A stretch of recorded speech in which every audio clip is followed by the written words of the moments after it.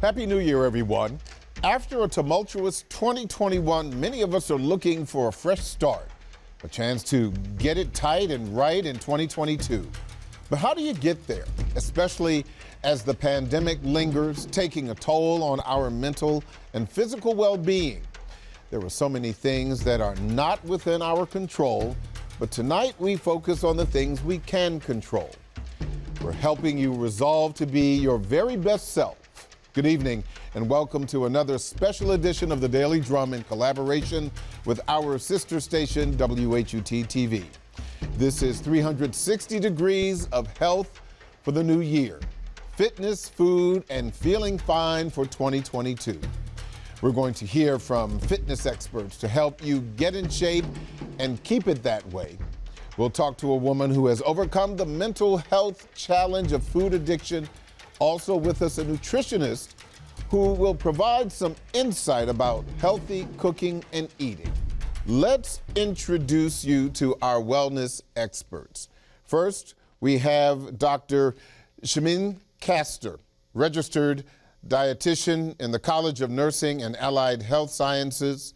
We also have Tanya Lewis-Wells, owner and operator of Iron Girls Athletics, and Rotunda Rowe Mobley, physical fitness trainer with Iron Girls Athletics. They run an amazing program and gym in the DMV. Also joining the discussion, Michelle Pettis, author of Living Large, The Stories of a Food Addict. Well, thank you all for spending some time with us. I want to go to you first, Dr. Castor, because we are still in the midst of a health crisis right now. And of course, we have the pandemic and the wide-ranging impact that it is having not only on our minds, but on our bodies. Can you talk to us, first of all, about some of the bad habits that have happened for so many of us in the midst of the pandemic, and how do you make that nutritional change to the good habits? All right, thank you so much for being here. I think Sure. one of the things that we need to start doing is get back to the kitchen. We seem to make Uber Eats our our go-to kitchen. So Yes. let's get back to the kitchen and keep it simple. Let's get back to cooking. And when I'm talking about cooking, I'm talking about cooking healthy meals. Including the vegetables in our plate and making our plate look like 50% of it is coming from the vegetables. Eating whole food rather than processed food, cutting down from like white rice to brown rice, having the baked potatoes instead of the French fried. And just to real quick, a potato is not a vegetable. It's not a vegetable, so that doesn't count. That's the starch. Adding baking the food, having baked chicken and baked fish rather than frying it. So then if we are cooking our meals, we are able to control the amount of grease, the amount of salt that we are putting in. Because we know that high amount of salt would lead to impact those that have high blood pressure, and a high amount of processed food could lead to gaining weight. The other thing is the portion sizes. We tend to eat a bit more than we need. Cut down the portion size to the actual portion size you're supposed to have. Half a cup of rice when you cook it will give, like a full cup of rice when you cook it will give you at least 3 servings. Cut down the serving sizes. So I think, and it cut down the processed snack. So what we have done in our family in the past 2 years to dealing with the pandemic, because I have a mother that lives with me that she's diabetic, so you have to cook the food. So there's nothing in my house where you could open the bag and eat the chip right away. You have to cook it, and you got to get the vegetables. You got to get it ready. So that's one thing that I had to do for her to help her, and then cut down her portion size so she could stay home. And while being at home and not be able to go back home to her home country where she could get access to fresh food and vegetables. So I had to try to do that for her here. So a lot of time we're eating more than we need to. We are bored, we are frustrated, we're feeling up anxiety as a result of the fact that we're in a pandemic. We tend to eat more than we need to. So we need to shift. We need to actually create a meal pattern, shift to eating breakfast, lunch, and dinner and a snack rather than eating more than we're supposed to. So that's one thing that we could do, cut down the portion sizes and set up a meal pattern, set up a meal plan. I have a 6-year-old. He tends to eat every 3 hours. So I put the snacks on the table. I put the fruits and the vegetables. I put the apple, the oranges on the table for him so he could get access to it. So that way he's not eating anything that's processed and that he's used to. Well, he's used to eating healthy anyway. So those are some of the things that you have to do at home. You kind of have to be deliberately and purposefully with it, with your eating, by setting up a plan, by setting up a meal.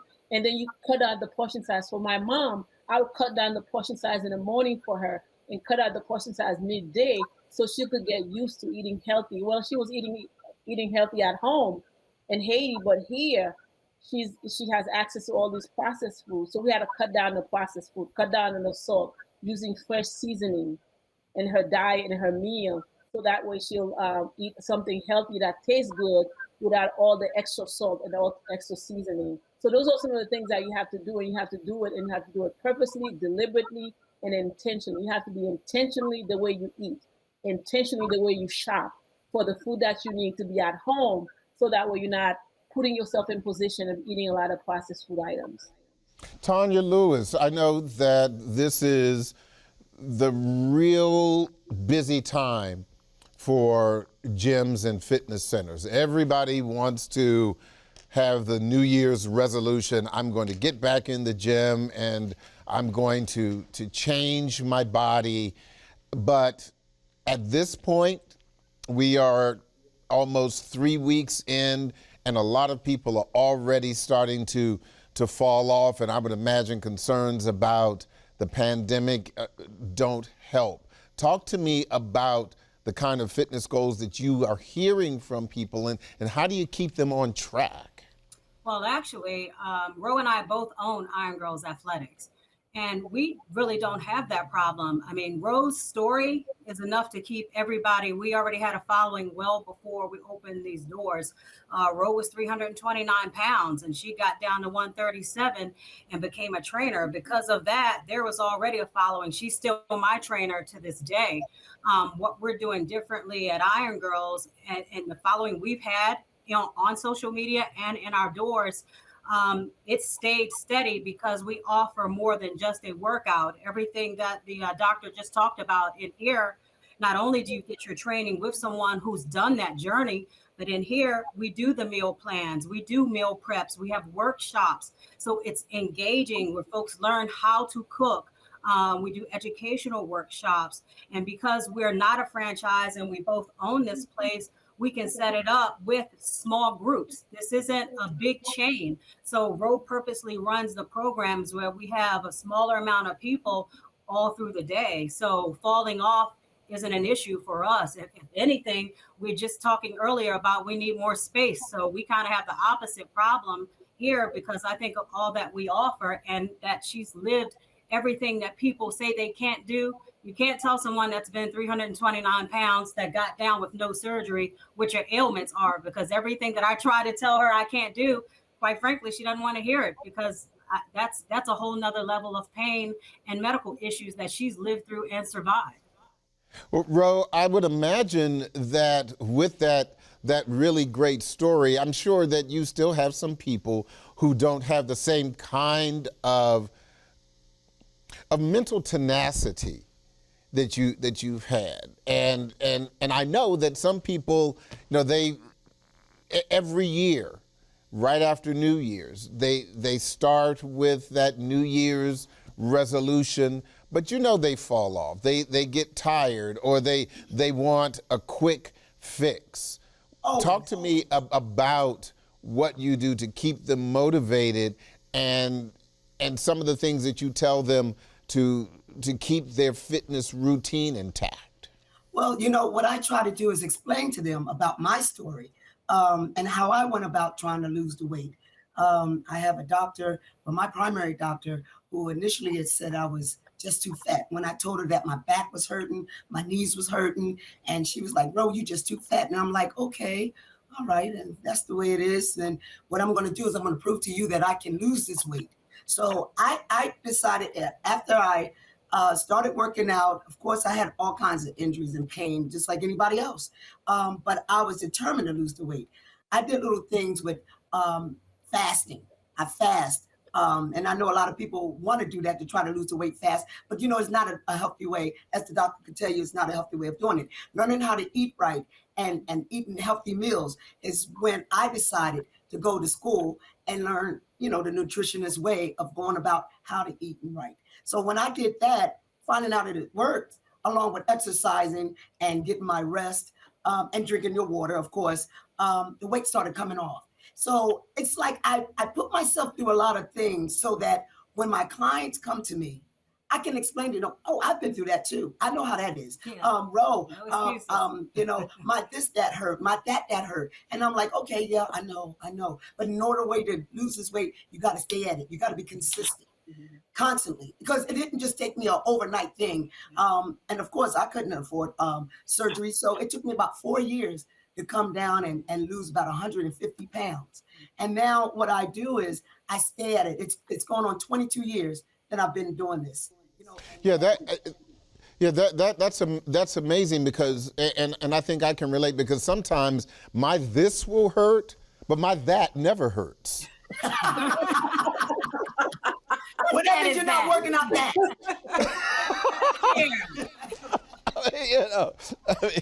So I'm more concerned about the this than I am about that.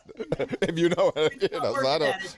Yeah, that's right. And speaking of great stories, Michelle Pettis has a wonderful story that she has chronicled in her book. You talk, Ro, about losing more than 100 pounds. Actually, Michelle has lost more than 700, and a lot of people raise eyebrows when they hear her say that. And if you've not heard her story, Michelle, share a bit of your story with us. Not only the physical piece, but the mental health piece as it relates to food.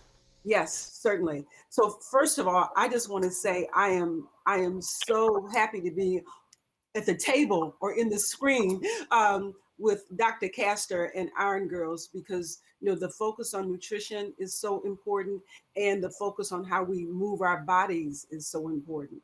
But Harold, to answer your question about my story, when I talk about the 700 pounds, I talk about a lifetime. I talk about 4 decades of yo-yo dieting, of losing 50 pounds, gaining it back, losing 50, gaining it back. And that cycle over the course, really, like I said, of 4 decades is how I got to that 700. And what would happen was that I could lose the weight, right? I could focus, I could use willpower, I could use discipline to get to whatever number it was I thought I wanted to get to, but I could never stay there.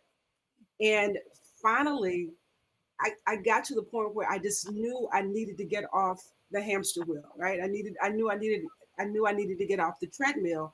And the light bulb came on for me when I realized that I wasn't making the mental shifts, and not necessarily saying that, this is a lifestyle, right? That I eat a certain way, that I eat for nutrition, that I move because I want my body to feel a certain way. Not a lifestyle, but it became who I am.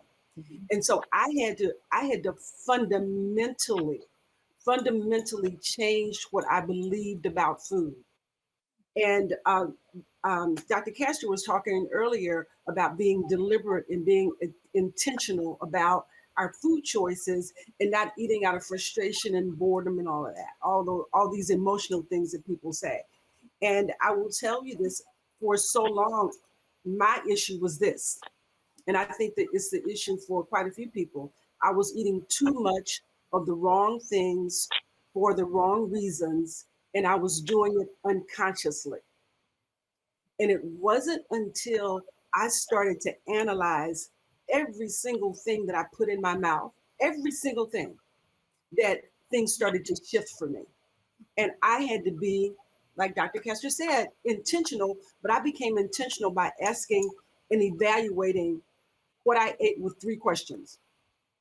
I call them my power questions. Feel free to use them anytime. And that is, why this food now? If this food will not get me to the body that I say that I want, Why am I eating it?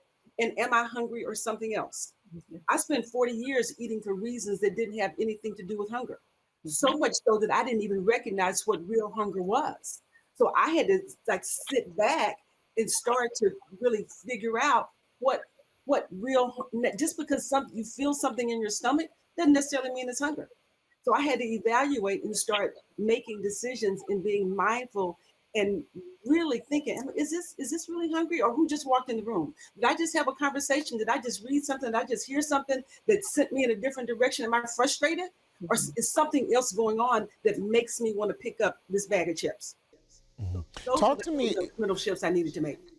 and and talk to me a little bit briefly, if you can, about the personal history, because I think that, particularly for Black people, we have a history and a relationship with food that unfortunately contributes to ill health. And Michelle, if you could talk about that, and then I want Dr. Castor to talk about that too, because you're originally from Haiti, and you have your own history regarding that too. But please, Michelle, go right ahead. Sure. So the first thing that I want to talk, and I'm really actually glad that you asked about relationship with food. And to be honest with you, that is a phrase that I deliberately do not use, relationship with food. And once I got clear, once we get clear as a nation, as a culture, as a group, that the only problem that food solves is hunger. And if hunger is not the problem, food is not the answer, then we can make a shift. And we have relationships with people. We manage food. So we have this whole thing that's in the atmosphere where we give food superpowers that it does not have. And we keep looking for food to give us joy, right? Well, joy is a body. Food, if we eat it, it goes through us and it's gone. So if we're looking for food to give us joy, that means we have to always be eating to stay filled up. And so the joy we get is when we are in communication and connection and relationship with other people. And even when we are in connection and relationship when we are bored. When we're bored, we need to go out and find a fun friend to hang out with or something to do to activate our mind. That's how food robs us, when we use food to do things that it cannot do. If we are sad, then we need to call somebody that could be vulnerable and open ourselves up so that we can get the comfort that we need. Because macaroni and cheese will never do it. But we think that it will because we connect our memories to certain foods. And one of the stories that I'll tell really quickly at the beginning of the book, I talk about my uncle who stole a watermelon when he was a kid. My father gave him his grandfather gave him a beating so severe that my uncle, from the time that he was 7 years old until he died, never ate watermelon because he associated so much pain with this food. And the light bulb flipped on for me when I listened to that story, and I thought, oh my God, that's how it is with other foods that I had cravings for. That the feeling was so pleasurable, or I associated such wonderful feelings. I always wanted that feeling. And I thought it was the food that was giving me the feeling, but it wasn't the food. It was the memory, it was the event, it was the experience. And so when I learned to, and when I teach people how to separate the food from the feeling that a food evokes, then you can start stepping in and replacing those stories with correct stories, with deliberate stories like Dr. Castor talked about, and with the workout and the movement that you get at Iron Girls. But first, you got to recognize that you're not eating for the right reason. Dr. Castor. So you got to look at food from several ways. So there's the nutritional trauma that those that are, whether you're from Haiti, going to the transatlantic slavery, whether you're in the US from slavery time, the kind of food that we're eating the scrape off the table. So there's that nutritional trauma that we pass on from generation to generation, right? So then there's the other thing is how we look at food. It's true, we should not look at food as a relationship with food because it's not a human being, but we need to look at the trauma that we experience with food. And we also need to look at food as medicine. The purpose of eating is so that way it could maintain health, and then so that way it could keep your body. So, but just like you take a Tylenol for the purpose of a headache, we tend to eat for the wrong reason, not addressing the trauma that we've experienced. Because if you don't address the trauma, then you're going to continuously participate in continuously eating the same way over and over and over again. I give you an example. My son does not eat cookies and cakes. I didn't give it to him. He was not aware of it. He did not even know it. Put him on daycare. What happened? When he asked for a snack, he said, "Can I have an apple or an orange for a snack?" They said, "Oh," the lady was like, "Oh, look at that. Would you like a cupcake?" The lady introduced my child to a cupcake. And he's like, "Oh, this is like the best." Oh my goodness. That processed sugar operate like as if it's a drug in the brain.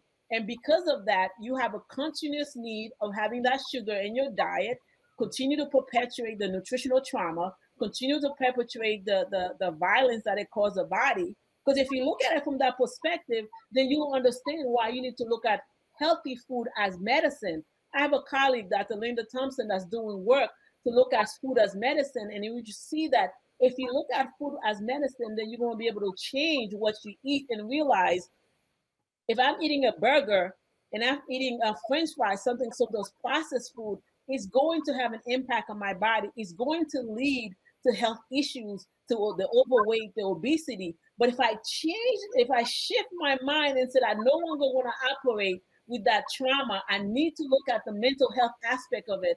And I'll be able to make a shift. And once I make that shift, I'll be able to eat healthy. But hold on, Dr. Castor. I appreciate I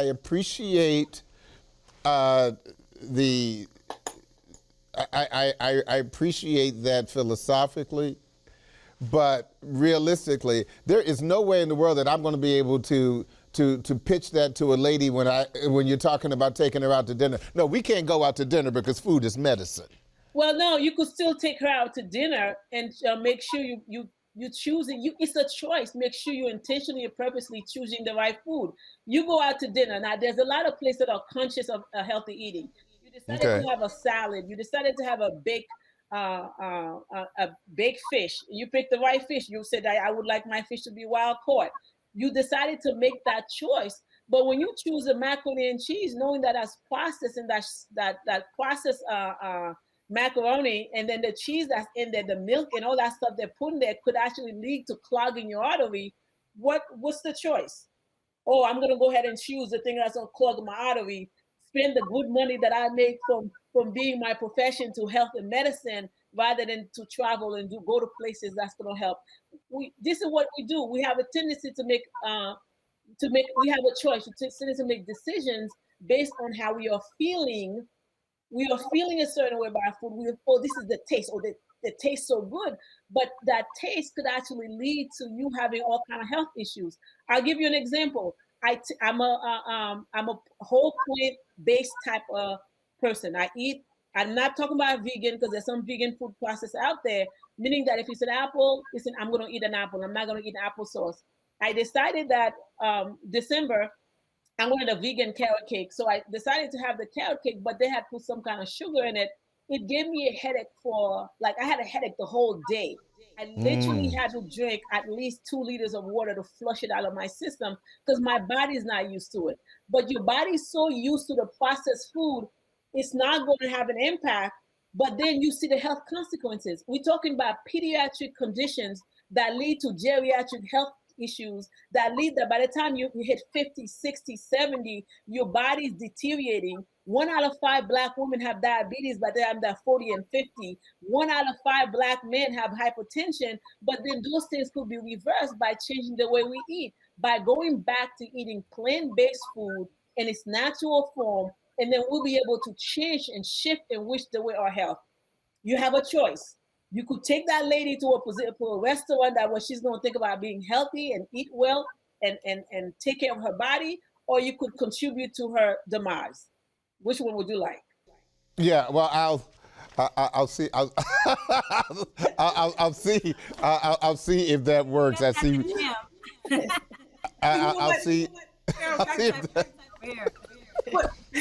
Dr. Castro was talking about is what we fundamentally believe about food. Yeah. It's I understand that. fundamental choices. Yeah. And what we have to do is like eat not for what's on the plate in front of us, like for taste, but for the result that we want to see in our life. We treat food as the end. Food is really a means to an end. Yeah, definitely the journey.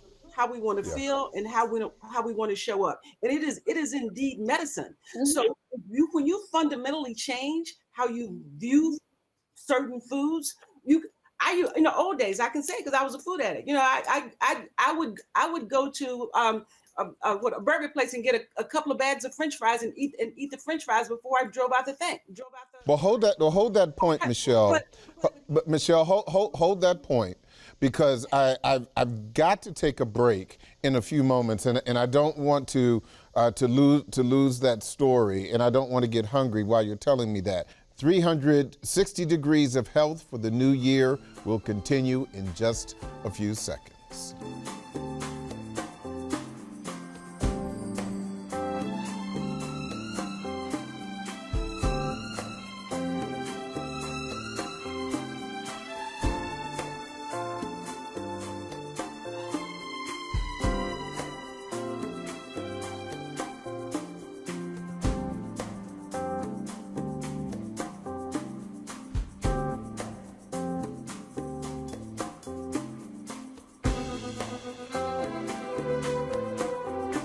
I want to reintroduce to you our guests. Of course, we have some really fantastic women that we've been talking to today. We have Rotunda Rowe Mobley, physical fitness trainer with Iron Girls Athletics. We also have Tanya Lewis Wells, owner and operator of Iron Girls Athletics. We also have Dr. Shameen Castor. She is a registered dietitian in the College of Nursing and Allied Health Sciences at Howard University.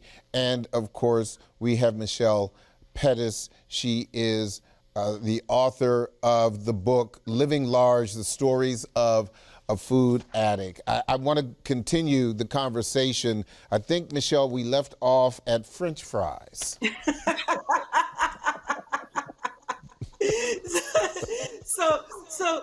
So here's the net of it, Harold. If you fundamentally change what you believe about French fries, I can talk about French fries all day long and they won't make you hungry.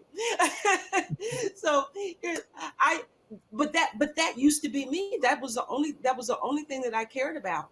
But now you mentioned French fries to me. I don't think of something greasy and tasty and crunchy and brown that tastes good that I want to have right now.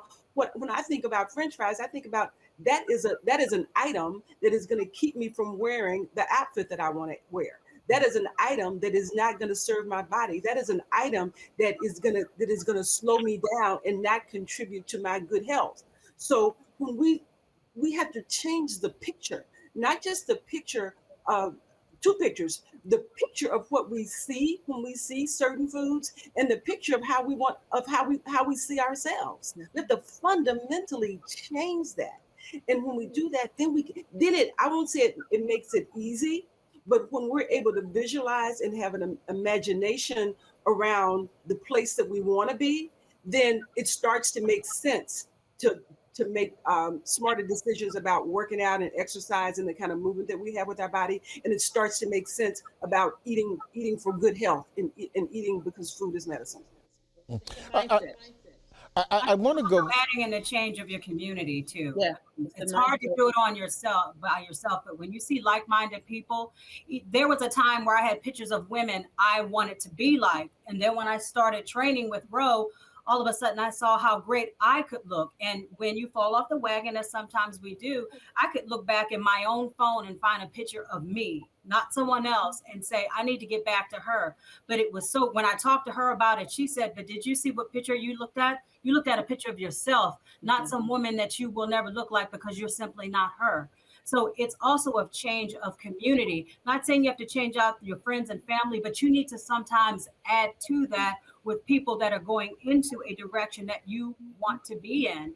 And sometimes you have to do it away from home, being in a place where you have a lot to access and a lot of people that are going through the same struggle or a similar one that's gotten out on the other side, or you go through it together. If you're dating, our women here come in, they'll talk about dates where they've gone bike riding, or, hey, I'm had them meet me at the gym. It's a mindset as well, being, like she said, very deliberate on how we deal with our day to day. We make mistakes. Which brings me to to the point, Tanya. We've been talking a lot about food, but for this conversation, I also want to talk about feeling good and the physical manifestations of doing that. And of course, looking good. I know some people are interested in going from 40 ounce to 6-pack. And so, how do you start that journey without unrealistic expectations? I'm gonna give that to Ro because she lives that every day. Well, I think that what's really important is, not only just eating right and moving your body, it's being around people who's looking for the same goals. Being around people who are just as strived as you are, wanting to feel better, sleep better, move better. So this is like not just a gym or facility, sort of like a club, because people come here for that. Yeah. We have, of course, meal plans that we offer, but we also have somebody that prepares the foods for those who want to eat right. And what's so funny is that some people say, I don't eat spinach, or I don't eat greens, or, broiled fish, and I always tell people, you can always have your food that tastes good, but it's not always about how good the food tastes, it's what it does for your body.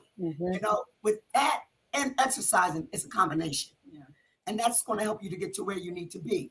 So it's always best to make sure that you surround yourself with the people who are after the same goals that you are. Yeah. Mm-hmm. And, when I started, I had always got a lot of people that says, Ro, I'm going to be with you. I'll meet you at the track, or I'll meet you.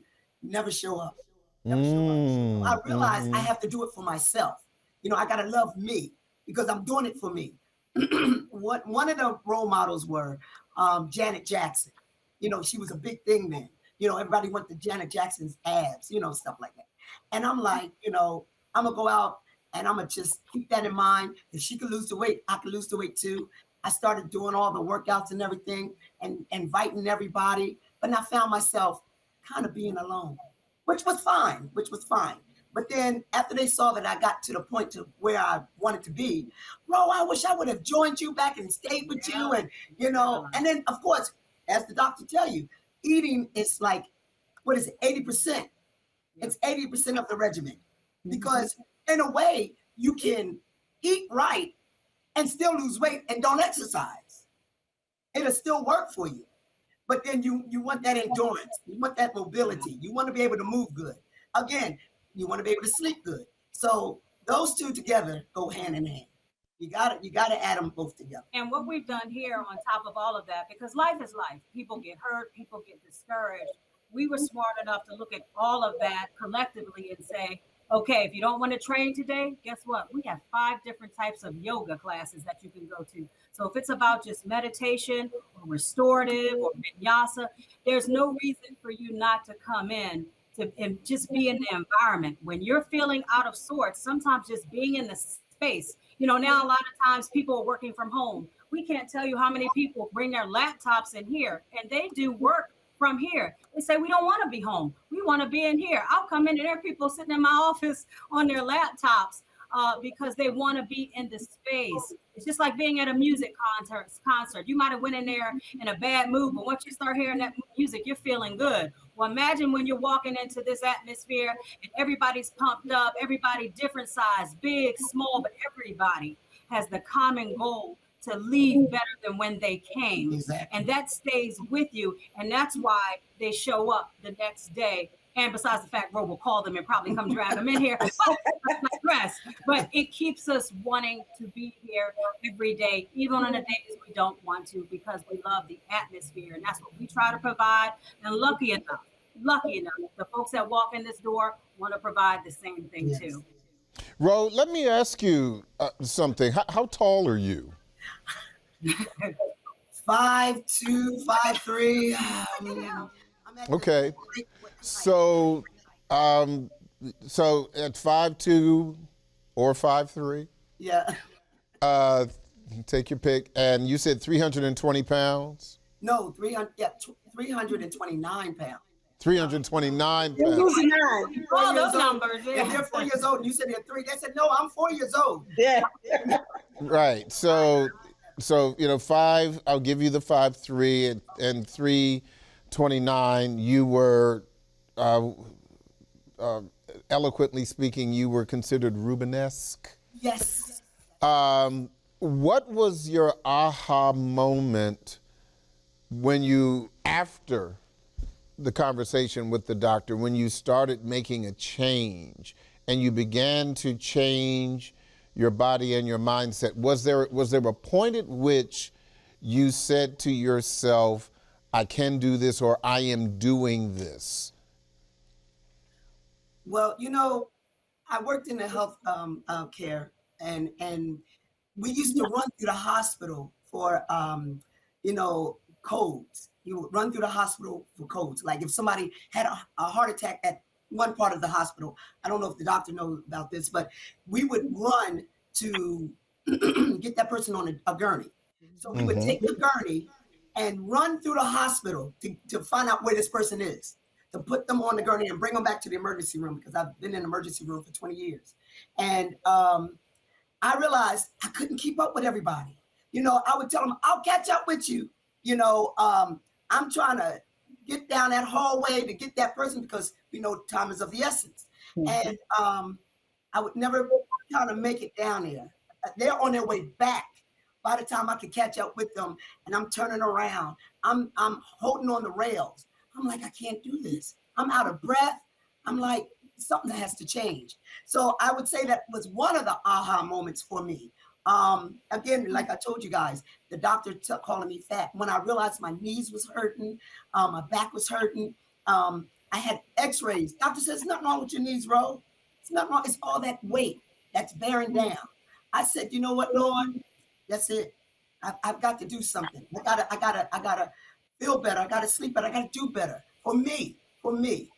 And when I started on my journey, I was, you know, I know we don't have a lot of time, but I was going up and down those stairs. When I would take a patient to CAT scan, when I take a patient to X-ray, then I started walking up and down the stairs, timing that. And then after I did that, go get my client. People notice that Ro has been working out or doing the stairs, because my scrubs used to be saturated. You know, I used to just make sure I stayed on that regimen. Did that for years. Then, of course, I told you I learned how to eat right by taking a nutritionist class. Doing that, and just now, I didn't even get on the scale. The scale wasn't even my friend. And I know most women don't like getting on the scale because it tells the numbers don't lie. And what I did was I didn't get on the scale, but I let the people surrounding me, the people that I was working with, tell me, Ro, don't lose any more weight. Girl, you're losing weight, girl. But what are you doing, you know? And I would ask people, you could join me. You know, of course, they would leave me. But that was my scale. People looking and seeing the transformation, because I knew they would see it before I would see it. And when they say, don't lose any more weight, and I'm wearing scrubs, I'm like, y'all don't know what's under here. I mean, I got to keep going. And I feel like if you see this weight loss today, wait until next week. I'm really going to do it, because I'm like, I want to see that approval. I want to see that them noticing it. So never the scale, only when I went to go see my doctor. But that's what I did. And it was the aha moment for me. I got to start doing something for me now. I've got to live better for me now. And, you know, not really for anybody around me. I got to feel better. My knees was hurt, my back. Everything was just, I was just a wreck. And then my pressure, of course, was up. I was borderline of being diabetic. I figured I was too close to the borderline. I need to get back. Far away from it. So that was like some of the ahas for me. Enough is enough. Yeah. Yeah, I before we went on air, I joked with Michelle about a big hair, small woman, but the and I love your hair, but the truth of the matter is when we talk also about not just feeling fine, but also looking fine. And Michelle, talk to me about, and we can talk about ego. I'll let you have that because it's not just feeling good on the inside, but it's also liking what you see on the outside. And I was struck. You said you've been in this process for 40 years. So I would say you started at 5 years old because you look because you look wonderful. You look wonderful. But talk to me about how you feel about what you're seeing in the mirror. So yeah, I'll tell you about that. What I see in the mirror looks and gives me more pleasure than anything I could ever eat. Wow. And what I loved about what Rose said, her whole story was about making something else more important than food. And when we create something for ourselves that's more important than food, then the choice it makes it easier to make healthy choices because the food is no longer the center and our reason for everything. For so long, for me, eating was entertainment. It was an activity. It was something to do. It had anything to do with nutrition. But once I made the shift, and you're right, Harold. For me, it was in my closet because I became committed to how I wanted to show up. I became committed to how I wanted to look. And on this really shallow level, it was really because I wanted to wear cuter clothes. I mean, that's fine.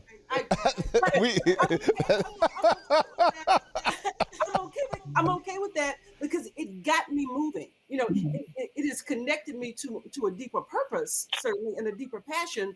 But whatever gets you off the dime, right? It was my closet going in there every day until I got on this journey. I was mad and frustrated and pissed off because I only had two things I could wear, and those two things didn't look worth anything, right?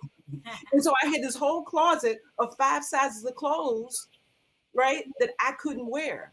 But once I got connected to that, and here's what I call motivation for me personally, and if anybody wants to use it, they can. An outfit and an occasion. An outfit and an occasion, that was motivation. That was motivation for me. Dr. Castor, I know you want to comment on this because you were kind of chuckling. Please go right ahead. So what happened is these two young ladies got what is called their size fine. So a lot of people have not gotten their size fine because they're looking at somebody else's size fine to determine what's a size fine for them. A size fine for you was that moment where you were able to take that step all the way and not feel out of breath. And if you're able to run down the hall for that emergency room, Yes, to help that patient get whatever it is. And your size fine for Michelle was be able to get into that closet, be able to wear her dress so she could attend her occasion. The size fine. But what I want to say real quickly is that because people are looking at other people's size fine, they're putting themselves at risk by developing eating disorder. We are seeing a high impact of eating disorder in our community as a result of trying to look like that person when really you want to look like yourself. Yes. You want to exercise for yourself. I went through that for years. Yes, you have to think about the mindset. And in order for you to do that, what we heard today was it is a comprehensive mental shift, physical shift, spiritual shift, and eating shift. So you have to change the way you think about food, change what is it that you want, what is your intrinsic factor, what is your extrinsic factor, what is it that's going to motivate you. Do you want to wear that pair of jeans that you had a couple of months ago? Now, for a lot of people, let's get back to COVID for a minute. We're in the middle of a pandemic that's creating mental health epidemic.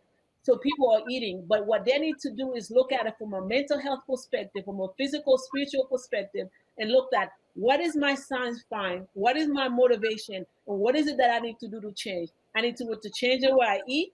I need to change the way I think about food. I need to change the way I see myself, for myself, by myself, so I could make that move, so I could change what's happening with me. Don't look at anybody else, because a lot of things that we see in the social media are made up or fake. They're not real. That people are having all kind of enhancement. Let's not waste money on enhancement. Enhance within yourself by changing the way you eat, what you purchase, what are you eating, what are you buying, what are you cooking. Make the kitchen normal again, right? Let's make the kitchen normal again and start cooking again. Let's walk again. Let's do those things that we used to do. Yeah. Even use, there's all kind of accoutrements. There's the YouTube. You could use a YouTube video. There's walking around your neighborhood so that we could get yourself back, because we are going to get out of this pandemic eventually. But you don't want to at the same time be financially broke because you have to replace your wardrobe because you're 3 times bigger. So let's do it now. Let's do something slow. Let's do it right. Yeah, I think that's an excellent point, and a lot of people over the past 2 years or so have seen that. But to the point about the mental health epidemic, specifically as it relates to stress, Tanya, talk to me if you can, and our viewers and listeners, about the long-term impact of exercise and releasing stress, because I think people don't think about that a lot. Oh, I mean, yeah, I got to be honest. I mean, I will say this: when we had COVID, we had one of the young ladies, and you know, not to put us there, but it was a great, you know, okay, we're on the right track. She said the churches were closed, but we were always, back then, we weren't in here. So we were all meeting at FedEx, and Ro had us out there, and we're all meeting up. And then we just start meeting up all the time, walking, you know, building new relationships and sharing community, right? And one of the ladies said, she says, wow, I love church. I don't miss it as much as I thought, because I'm here and I'm able to fellowship. So we thought, you know, that says it all. We're all stressed.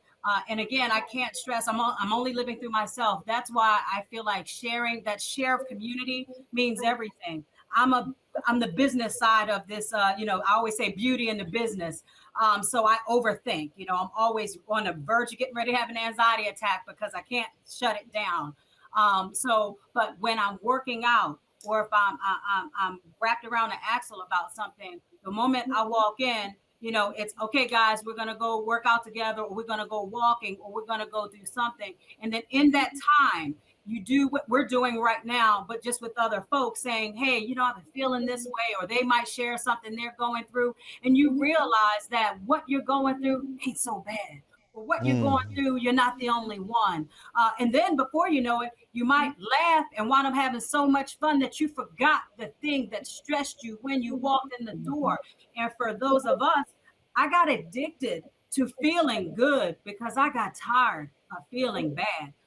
You talked about anorexia. I grew up, and I'm probably going to date myself, but back in the day when I was growing up, and I'm glad we're at this moment of loving Black folk, but when I was coming up, the world made us feel like if you didn't look like Pamela Anderson as a Black woman, you know, a Black girl, you weren't pretty, you know, and so we always wanted to look skinny, wanted to look like everything else but who we were. So now we're at a place where our sizes are celebrated, and that's beautiful. But now we have added stress. So again, that community, I always say, be careful what you pour in, and that includes people. So we're very careful and conscious, because stress will always be there. That is what life is about. But what things you give yourself mentally and physically will help determine how you see yourself on the other side of it. We're consistently consistent to put ourselves in a position to fight all that comes through life, because it's going to come. Rose say it all the time. It's coming whether you want it to or not. How are you going to deal with it? Well, I want to deal with it feeling my very, very best self. And I have to take part in that. We both always say here, this is about being proactive in your life. We don't let life happen to us here. We help push ourselves towards the life we see ourselves and the life we want. And where we end, that's where God wanted us to end. I only have a few minutes left, and I want each of you to share very briefly some final thoughts about feeling fine and being better for 2022? Dr. Castor, briefly, you're first. So I would say be consistent about it, be purposeful, and take the time to make time for yourself. You know, we'll talk about self-care another time, but take the time and then you'll get there. And then it doesn't happen overnight. That's Ro mentioned, it took her 4 years. It doesn't happen overnight. So take the time, one day at a time, you'll get there. That's what I have. Michelle? Oh man, what I would say is this. I think that we all need to tap into the power of our imagination.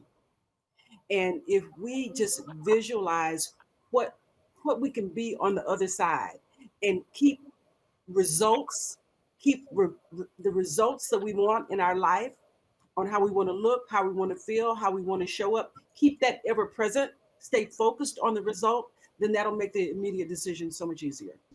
Okay. Ro, some final thoughts from you. Yes, I've learned over the years to love myself. Not worried about what anybody think anymore. When I was heavy and overweight and you would look at me twice, I would almost run, or maybe even to a wall, because I was scared of what you would think of me. Now, eating right, working out, which is medicine for me, it allowed me to love me. I don't care what you think. I don't care what you feel about me. I don't even concentrate on you. I'm just going to do what I can do for me and just please me and love me. Now I'm like a sanctuary that I'm just at peace with me. Back in the day, it wasn't like that. Today, I tell people, do what's good for you. Love yourself. Don't try to look like me. Ro is only going to look like Ro. You're going to look like you. So don't compare yourself with me. Compare yourself. Be your own challenge. And I just love me. I love me all the time. And final word from you, Tanya? Just what I said, finding a community of people, like-minded community people, that's going to get you where you want to go. Not saying you got to abandon your family, but sometimes we need to make the shift through our thinking, by also old school, by the company you keep. I want to thank all of you for joining me tonight in this really great, positive conversation. It's been really, really enlightening, and I hope that we've been able to help our listeners and our viewers. In 2022, Happy New Year isn't just a greeting. It is a wish that we want for ourselves, friends, and family. New Year's resolutions of better fitness, health, and self-care are more important this year than ever before, but may be more difficult to acquire unless we really put our minds to the task of being better and feeling better. There's so much we cannot control right now, but we can do better for ourselves. I'm Harold Fisher. Thank you for watching. Good night.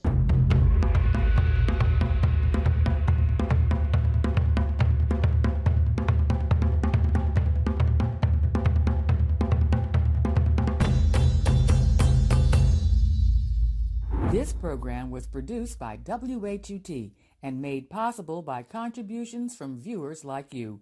For more information on this program or any other program, please visit our website at WHUT.org. Thank you.